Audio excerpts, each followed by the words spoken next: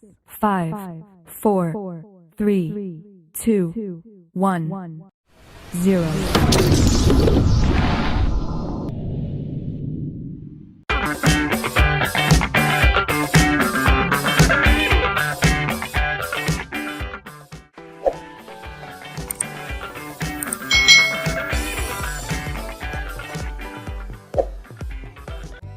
Hai hai hai, selamat datang di channel YouTube Kak Citra. Apa kabar adik-adik semuanya? Kak Citra berharap kalian dalam kondisi yang baik, sehat, dan siap untuk belajar ya. Hari ini kita akan belajar bersama-sama untuk mata pelajaran tematik kelas 5. Kita masih belajar di tema 6, panas dan perpindahannya, subtema 3, pengaruh kalor terhadap kehidupan, pembelajaran yang kedua. Mari adik-adik kita belajar dengan penuh semangat ya. Perhatikan gambar berikut ini. Suatu pagi, Lani bergegas memasuki ruang kelas dengan membawa sebuah kotak. Ia segera menemui Dayu yang saat itu sudah ada di kelas. "Dayu, coba lihat saya bawa apa?" tanya Lani sambil menunjukkan sebuah kotak. "Ah, kamu akhirnya mendapatkan botol minum tahan panas yang selama ini kamu idamkan, Lani. Bolehkah saya melihatnya?" timpal Dayu ikut senang. "Tentu saja Dayu, saya senang sekali. Akhirnya saya dapat menyimpan teh panas atau air dingin dari rumah agar saya masih bisa menikmatinya di sekolah. Nanti kita berbagi ya Dayu," jawab Lani. "Sebenarnya saya lebih penasaran dengan cara kerja benda itu Dayu. Bahan apa saja yang digunakan benda itu untuk menjaga panas dari air teh panas tidak keluar sehingga tetap hangat, dan kamu pun tetap dapat memegangnya tanpa kepanasan," jawab Dayu. "Di dalam kotak ini ada brosur yang menggambarkan bagian-bagian benda ini. Nanti kita lihat ya. Tetapi saya bawa sebuah artikel yang kurasa juga menarik untuk kita ketahui. Sejarah termos. Benda ini pun sebenarnya hampir sama dengan termos yang biasa kita pakai untuk menyimpan air panas. Maukah kamu membacanya bersama saya?" tanya Lani. "Tentu saja," jawab Dayu bersemangat. Nah, di sini ada artikel yang berjudul Sejarah Termos adik-adik. Sejarah termos. Hampir semua keluarga itu memiliki termos di rumahnya. Termos memang sering digunakan untuk menyimpan air panas agar tetap panas saat digunakan. Biasanya keluarga yang memiliki bayi yang memerlukan susu setiap saat menggunakan termos untuk menyimpan air panas. Nah, termos adalah sebuah benda yang biasanya berbentuk tabung seperti botol yang menyerupai dinding berlapis. Benda ini dirancang berbentuk seperti kaca dengan bahan mengkilap yang dapat menyimpan cairan agar tetap memiliki suhu seperti semula. Dengan dinding di dalam termos yang dirancang seperti kaca, maka kalor yang terdapat pada air panas tersebut tidak bisa berpindah dengan cepat. Panas yang dikeluarkan oleh air panas tadi dapat ditahan oleh dinding dalam termos yang terbuat dari bahan mengkilap ini, sehingga air panas di dalamnya akan tetap hangat hingga beberapa saat tergantung dari ketebalan dindingnya. Saat ini termos hanya digunakan untuk menyimpan air panas, tetapi juga untuk menyimpan air dingin agar tetap dingin. Nah, ini adik-adik, ini adalah gambar termos dan lapisannya. Nah, Sir James Dewar ini adalah penemu termos adik-adik. Kita lanjutkan ya. Pencipta termos pertama kali pada tahun 1902 adalah James Dewar. Penemuannya didorong oleh kebutuhannya untuk menjaga agar minuman bayinya tetap hangat.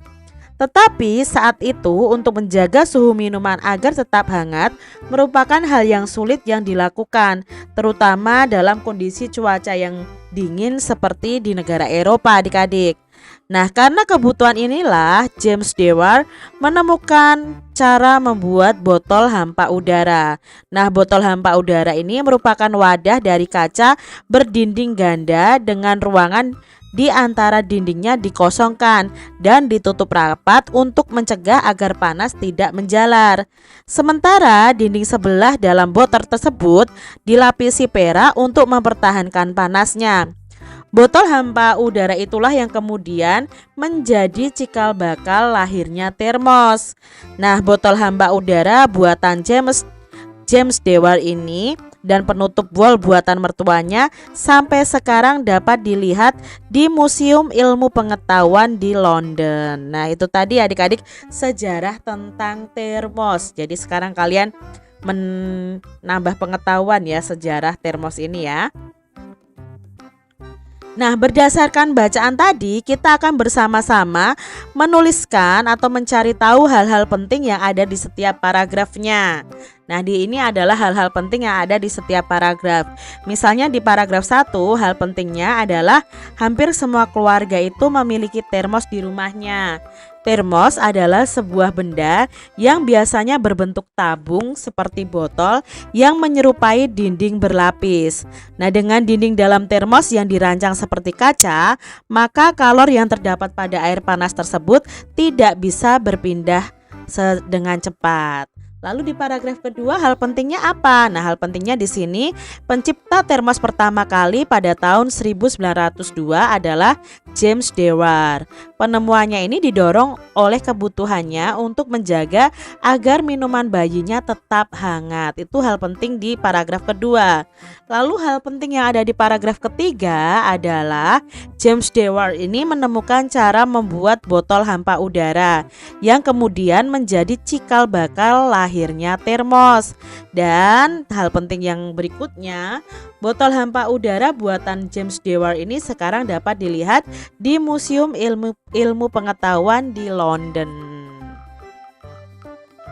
Nah, hampir semua keluarga, kesimpulannya di sini adik-adik, memiliki termos di rumahnya. Termos adalah sebuah benda yang biasanya berbentuk tabung seperti ini. Pencipta termos pertama kali pada tahun 1902 adalah James Dewar. Nah, James Dewar ini menemukan cara membuat botol hampa udara yang kemudian menjadi cikal bakal lahirnya termos.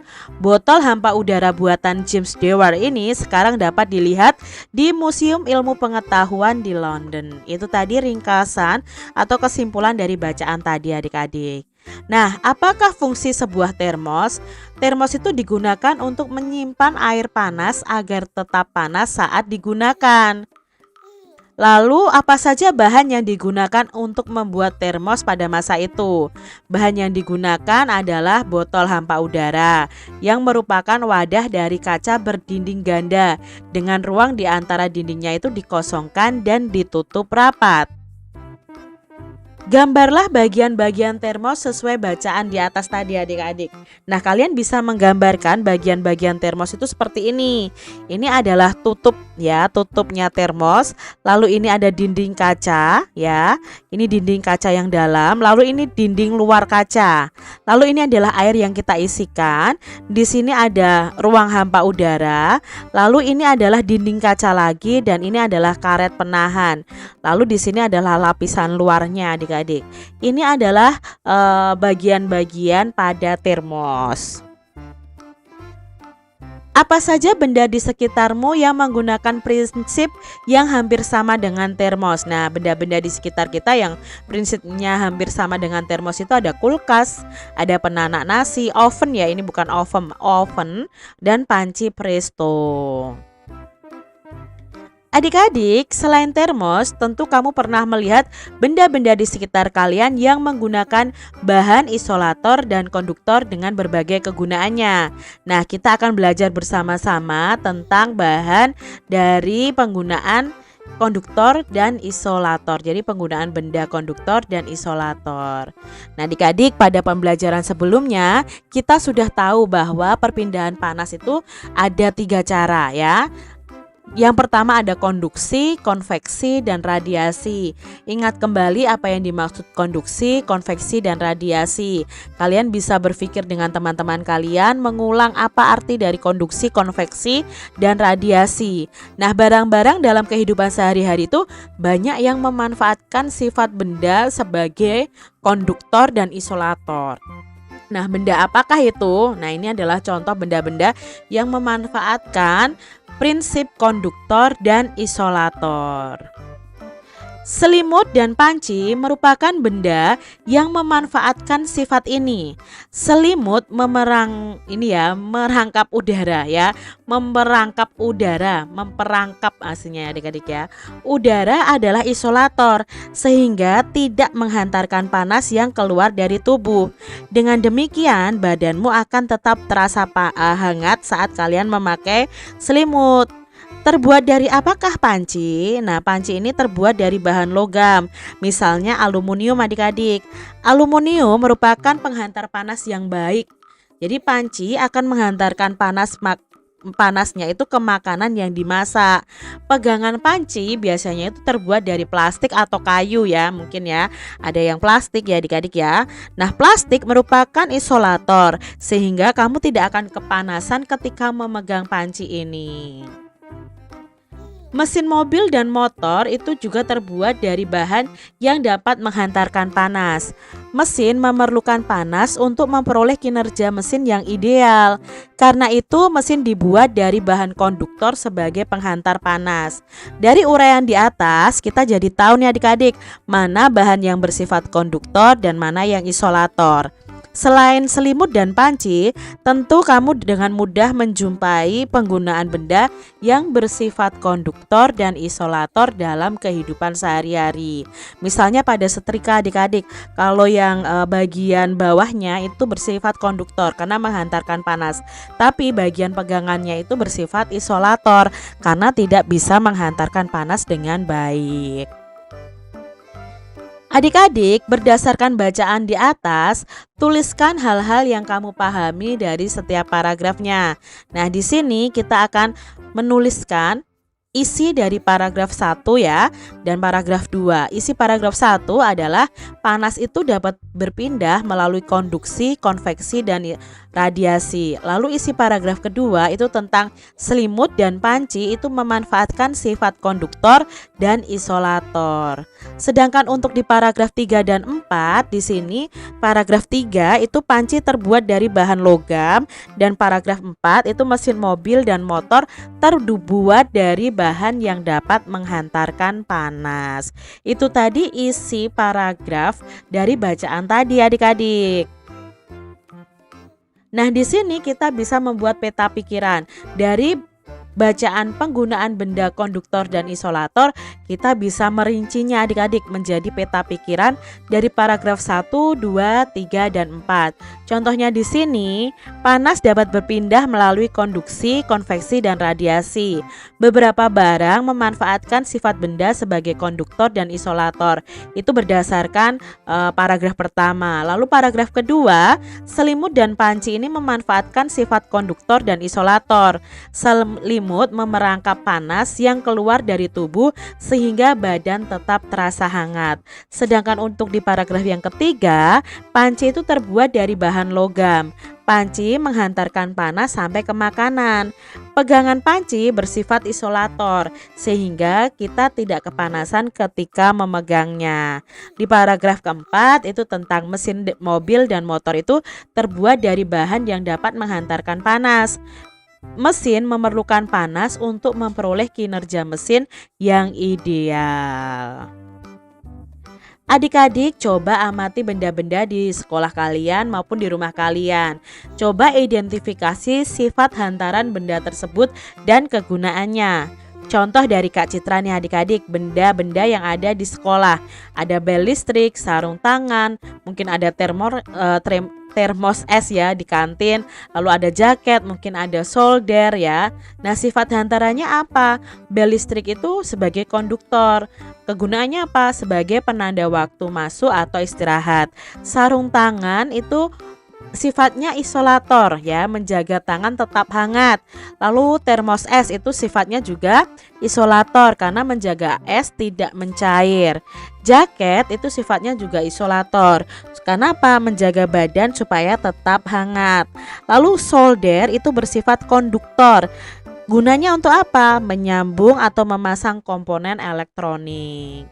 Mungkin contoh benda-benda yang ada di rumah, ada setrika. Setrika itu otomatis bersifat konduktor bagian bawahnya. Kegunaannya untuk merapikan baju. Panci juga bersifat konduktor, itu untuk memasak dan merebus air. Termos itu bersifat isolator, menjaga air tetap panas. Spatula ya, spatula itu juga sifat hantarannya itu isolator ya, misalnya mengambil masakan dari wajan seperti itu. Lalu ada selimut itu juga isolator karena menjaga badan kita tetap hangat. Mungkin adik-adik bisa menyebutkan nama benda lain, sifat hantarannya dan kegunaannya. Nah, adik-adik coba perhatikan gambar yang ada di sini ya. Ini adalah teknik menggambar. Menggambar itu dengan menggunakan keterangan yang dibaca merupakan salah satu kegiatan menggambar cerita. Apakah gambar cerita itu? Nah, gambar cerita adalah gambar yang menceritakan suatu adegan atau peristiwa. Nah, fungsi gambar cerita antara lain: satu, bisa memperjelas alur atau isi cerita. Yang kedua, bisa memperjelas isi pesan dalam promosi suatu barang. Yang ketiga, menarik perhatian. Yang keempat, menambah nilai artistik atau keindahan. Dan yang kelima, sarana untuk mengungkapkan perasaan penggambarnya. Jadi kalau kalian menggambar cerita, ini ada fungsi-fungsi gambar ceritanya ya. Dari cerita itu harus memperjelas alur ceritanya, harus memperjelas isi pesannya, harus menarik perhatiannya. Seperti misalnya gambar komik ya. Gambar komik itu kan gambar bercerita adik-adik. Jadi ya harus di komik itu harus jelas alurnya atau ceritanya, harus jelas isinya, harus menarik perhatiannya juga, lalu bisa mengungkapkan perasaan dari penggambarnya seperti itu. Nah, gambar cerita itu sering ditemukan dalam buku cerita, majalah, dan buku pelajaran. Poster dan brosur itu juga sering disertai gambar cerita agar menarik adik-adik. Petunjuk cara penggunaan barang pun sering dilengkapi dengan gambar cerita untuk membantu para pengguna menggunakan benda tersebut. Nah, di sini ada contoh nih adik-adik. Di sini ada gambar ya, gambar dari sampul buku. Misalnya ada gambar cerita dari buku pelajaran ya. Di sini buku pelajarannya berjudul Cita-citaku. Nah, ceritakan kesan yang kamu tangkap dari gambar itu. Nah, dari gambar itu kan menceritakan gambar seorang guru yang sedang berdiskusi dengan 6 siswanya tentang cita-cita mereka. Buku ini merupakan buku kegiatan belajar siswa. Lalu ada buku yang kedua adik-adik ya. Di sini ada Surat Kecil untuk Tuhan. Nah, gambar cerita dari misalnya dari majalah atau dari novel ya. Kalau ini dari novel ini adik-adik. Nah, ceritakan kesan yang kamu tangkap dari gambar cerita tersebut. Nah, gambar buku ini menceritakan gambar seorang anak yang terjebak dalam suatu sindikat yang memanfaatkan anak-anak terlantar untuk menjadi pengemis jalanan adik-adik. Jadi ini Surat Kecil untuk Tuhan. Lalu berani yuk minum obat. Nah, gambar cerita ini dari poster adik-adik. Ceritanya tentang apa? Menceritakan gambar seorang ibu yang sedang memberikan obat kepada anaknya. Setiap anak harus berani minum obat saat sakit ya adik-adik agar cepat sembuh. Demikian tadi adik-adik pembahasan kita di tema 6 subtema 3 pembelajaran yang kedua. Semoga video pembelajaran ini bermanfaat untuk adik-adik semuanya dan sampai jumpa lagi di video pembelajaran Kak Citra selanjutnya. Tuhan memberkati. Jangan lupa tekan tombol subscribe, lalu tekan loncengnya, tekan juga tombol like, lalu share ke media sosial kalian. Jangan lupa untuk ikuti media sosial Kak Citra. Terima kasih.